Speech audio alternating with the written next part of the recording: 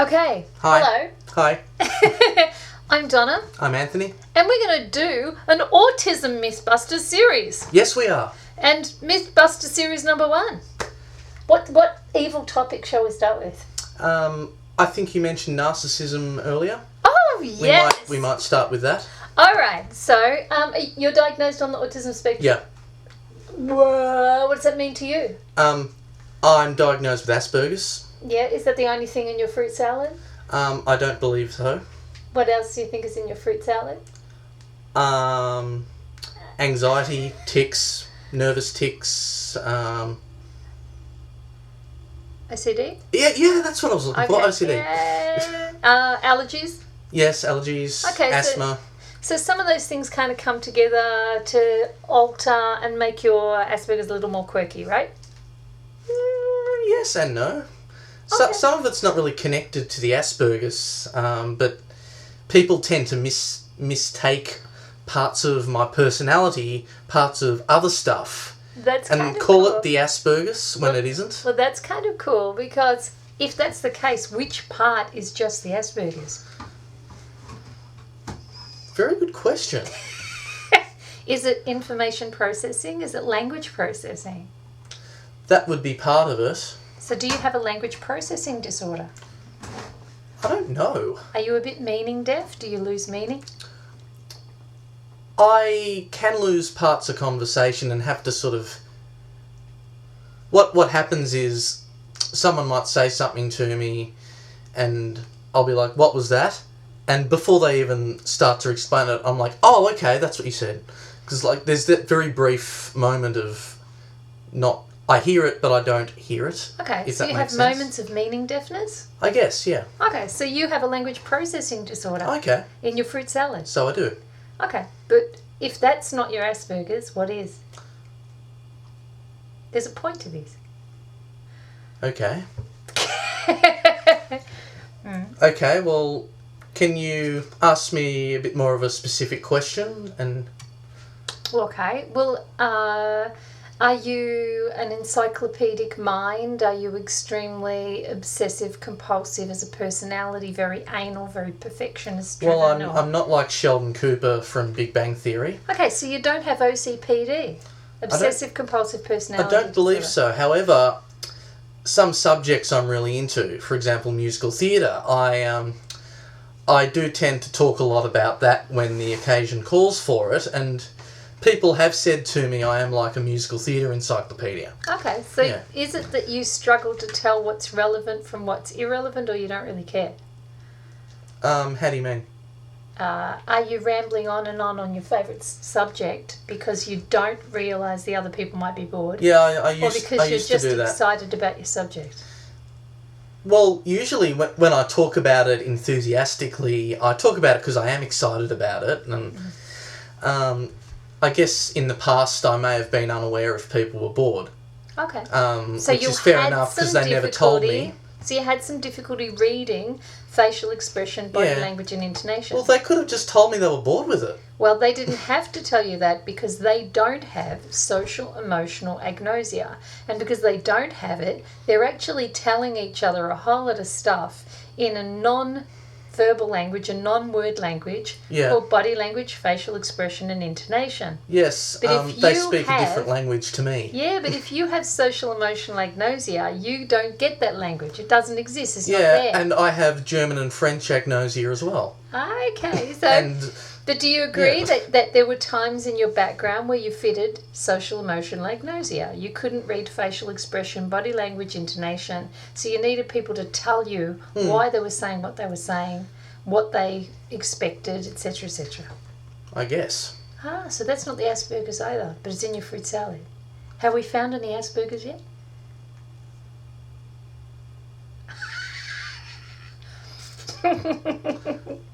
You want to ask me? You can ask me. I'm diagnosed with autism. Okay, well, what would you call Asperger's, Donna? I wouldn't know. I don't have Asperger's. Okay. Okay, well, tell me about your autism. All right. And I'll think more about what you've asked me. Well, just as you deal with allergies, I had food allergies that messed up my brain, made me like I was on drugs. Yep. So that really affected my ability to process information and to control my behaviour and to manage my emotions. So my ability to understand was everywhere, my emotions were everywhere, impulse control, attention, all that stuff. And so gut immune metabolic disorders is part of my fruit salad, health issues, but it's not everybody's fruit salad. I'm face blind, and you're not, are you? You can recognise faces. But I didn't have social emotional agnosia. So I couldn't read facial expression, body language and intonation, but not for the same reason as you. I couldn't read it because everyone's faces were in bits. So I'd get their eyebrows, lose their eye, get their ear, lost their face, get their head, lost the body, get them, lost the other person, get both people, lost the room. And so you can't learn them things. So different roads lead into Rome. Like you, I had Tourette's since about 2. Like you, I had OCD since about 9. Like you, I dealt with really chronic anxiety, but yours was more generalised anxiety and mine was more exposure anxiety, so like chronic self-protection stuff, avoidance, diversion, retaliation. I have meaning deafness, so I was very meaning deaf, and that made me echolalic for a long time, where you had a lesser version of it, enough to have normal language, but still too much to easily keep up with other people's blah. So... Well, I also had enough blah myself that other people found a bit much. So you were practising your own. But did you have narcissism in your fruit salad? Not that I know of. I hope not. How do you know? Well, no one's ever told me if I have or not. You've never been called a narcissist? No. Okay. Are you extremely self-confident? Not extremely self-confident. I like to think I have a healthy amount of self-confidence in what I like to do, but I don't like to... So you get excited about arts? Yeah. Okay. So if you get excited about arts, you're a creative person and you're probably exuberant. So that means you've got a lot of energy and it's coming out. But that doesn't necessarily make you self-confident, because self-confident people are seeking recognition and admiration. They like to inflate themselves and put themselves up the ladder. Does that fit you? I like to think, a part of me would like some recognition for what I do. The thing that I the way I see it is it's healthy to have a little bit of an ego, just enough to have enough self-confidence to enable you to do what you want to do. So but don't be a dick about it. That's right. So you're talking about self-confidence is a normal and healthy thing. To have enough of it to not be a doormat. Absolutely. Not be a bully target. Not constantly give your life away. Yeah. But if you invest too much in it and stick your head up your bum, you're going to have narcissistic personality disorder. Yeah, it just mucks you up. So do you reckon I'm confident? Yeah, you have a healthy amount of self-confidence, I think. I think I've become good at what I do. Do you think that I really need admiration and recognition? I have plenty of it, but I don't think it's something you really mind that much about, Okay. It's not one of your top priorities. If people gush and fuss and fall all over themselves to do with anything I've done, how do I respond? Yeah, you don't really, that doesn't compute with you. I tend to get embarrassed and uncomfortable, and I want to get out of there. Yeah. Or I ground them, and it's almost like it's like a verbal slap in the face. Shut up! Stop doing this cack on me. If you want to indulge the ego thing, you do it. So otherwise, I'm busy. I want to create. I want to do whatever. So what about these people who really, really feel that having autism or having Asperger's gives them a right to completely bolsh over the rights of other people and be constantly self-inflating about being mega geniuses or X-Men or any other angels or, dolphin spirits or any other self-inflated thing? What do you think about that? Yeah, I think what tends to happen with a lot of people is, it would really depend on somebody's upbringing and all that stuff, but I guess a lot of people feel so... they tend to lack so much confidence because, no one's really given them a go. And what tends to happen is they take their diagnosis and they feel like they need something to...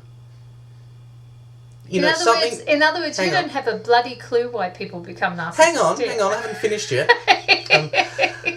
Well, they need something to sort of attribute to a feeling of awesomeness. Like, they need something that'll make them feel important. But what happens is they take it to the extreme and they say, well, I have autism and that makes me a supreme being. And they tend to get really Dalek about it, and they want... Yeah, they want to get rid of the non-autistic. Do you think that sometimes... so you're talking about Aspies who are narcissistic, or Auties who are narcissistic, and who inflate the label side of things as part of their awesomeness thing. Yeah. But what about, are there people who so desperately want to be different and interesting and awesome that if they think autism and Asperger's is the next genius or X-Men or dolphin spirit or angel whatever, that they want that label because it looks like it'll make them look really good? Yeah, I am aware of those people as well. So you think that there are narcissists who are attracted to a diagnosis? Yeah. And there are people with the diagnosis who use it narcissistically. And then there are some people who just happen to have an autism diagnosis because of their own autism fruit salad. And in their fruit salad, they don't have narcissistic personality disorder. I also believe there are people who've been misdiagnosed on the spectrum by people who diagnose autism and or Asperger's, but probably shouldn't because they don't know enough about it. And a lot of the people they diagnose are narcissists.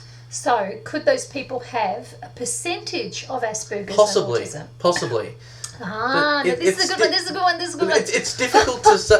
Me, miss. Pick me. Yes, Donna? What can I do for you?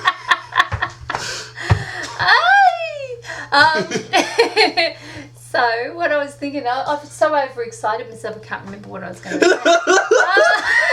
Oh, dear. But it was something about percentages. So, here's the deal, right? Okay. Narcissist goes to therapist's office. Really, really, really wants to get a diagnosis of Asperger's or autism. Narcissist has, say, 15% of their stuff is because they're mildly Aspie. So they have some aspects of Asperger's, but when they go in, that's what they put forward. So they come out with a diagnosis of Asperger's.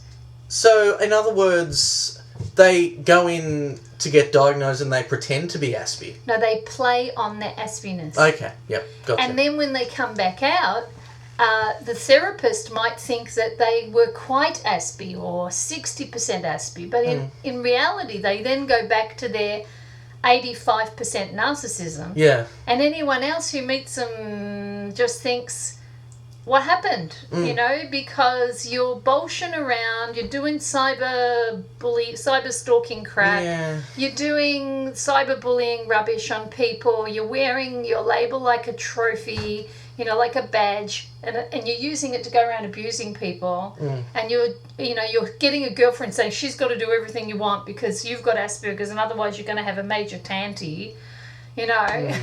What do you think of that? I think it's very wrong. I think it, it gives people who are genuinely diagnosed and out to do good a really bad name. How about narcissism and tantrums? Do you throw them? Sorry, do you throw tantrums? I throw tantrums not because I want to get my own way. And probably in the past it seemed like that. And maybe there may have been times in the past where I have but not been aware of it. But how about... I tend to do it now just because I'm having a meltdown or whatever. Okay, so is that narcissistic? Don't think so. You're just overloaded and... overstimulated. A bit like me before. I got excited and I couldn't remember anything. What about Martin Bryant? He's diagnosed with Asperger's. And so they say. He had such a tantrum that he took a gun and went and killed a load of people. Yeah. What do you think of that? I think, he basically had personality problems of a different kind. Narcissistic. Because it's his rights over everyone else. All right, but... he held a lot... From what I know, I've read about him, I think he held a lot of repressed anger, and eventually so many things went wrong for him, it just pushed him over the edge, and he's like, I want to do something that'll, make people remember me, but... That's it. Make people remember. Yeah, so what's the point? That's narcissism. What was he suffering from more? The narcissism. That's my opinion, because ultimately his biggest disability was his belief that he had a right, when angry, to convert that into killing a load of people for the sake of notoriety. Yeah. That's my opinion. Yeah, you asked me before what is my definition of Asperger's, and I couldn't answer that right away, even though, I do that sometimes. But, I guess to answer your question, to summarise, I just think of it as a form of autism, usually have difficulties in the social and communication side, and, your head works differently. For example, you might be sensitive to different things, sound, light, and other stuff. Okay, sensory hypersensitivity. Yeah. So you might have sensory integration disorder. Okay, well... related to, say, dyspraxia, where you haven't got all that brain integration, so you'll tend to be quite clumsy. Yeah. Okay, so that might be in your fruit salad too. Yeah. I mean... there's certain combinations of fruit salad will make you look aspy. Here's the point. There's not always clumsiness in it. Here's the point. Will narcissistic personality disorder make you look aspy? I was about to get to that. Were you? I don't see anything about a narcissistic personality that's necessarily aspy. Okay, stop. What about lack of empathy? That's basically... have a lack of empathy. That's just not really caring or taking into consideration. Do you think that people with Asperger's lack empathy? No. But it's a stereotype. It's a big mistake. Oh, they've got you wrong? Have you been falsely accused of a lack of empathy? In the past I have, and I think back on it now, and I've been hideously insulted. Oh, okay. Well, here's the thing. A lot of Aspies have difficulty showing empathy in certain situations. Because they're not reading the signs. Yeah, well, they don't necessarily know how to respond emotionally to the situation. Okay, because they haven't read the signs and learned it in the past. Yeah. And if people can read facial expression, body language, intonation, then they know how to respond when they feel empathy. And they know what they're seeing that causes the empathy. But if they can't perceive that, if that's just movements and sounds and it doesn't mean anything, how do they know what they're seeing in order to feel the empathy about it? Or how do they learn what people do with those feelings? So, well, it's interesting because another scenario you might find is that someone on the spectrum might feel a great deal of empathy for someone. For example, if someone's upset because their mum just died, someone with Asperger's might feel really sad for them, but not really know how to respond. Yeah, and might go straight into talking to people about something to do with where they can get the cheapest coffin and, there's a sale on at the local funeral parlour. And people will misread that. They'll think that's lack of empathy where the person is actually just doesn't know which piece of information to hone in on. Yeah.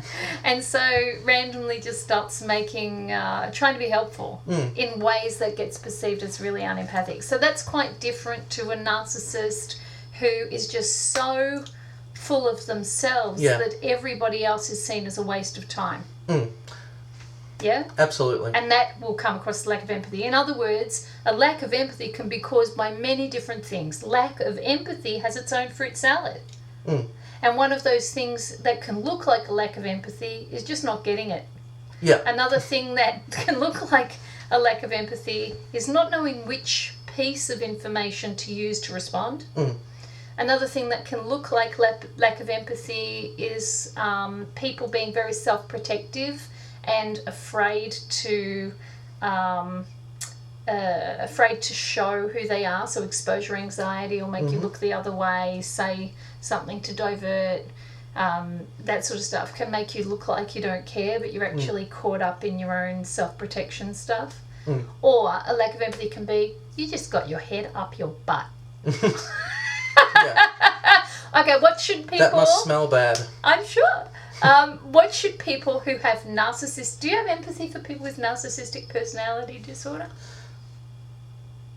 I don't. Well, it's hard to, because I don't know what's in their head. I don't find their attitudes very... Yes, you do. You've been bullied. You've been chronically bullied. And narcissists, that's what they are. I've had cyber stalkers, cyber bully crap. That's narcissists. That's what they do. Do you have empathy for those people and their little inferiority dramas?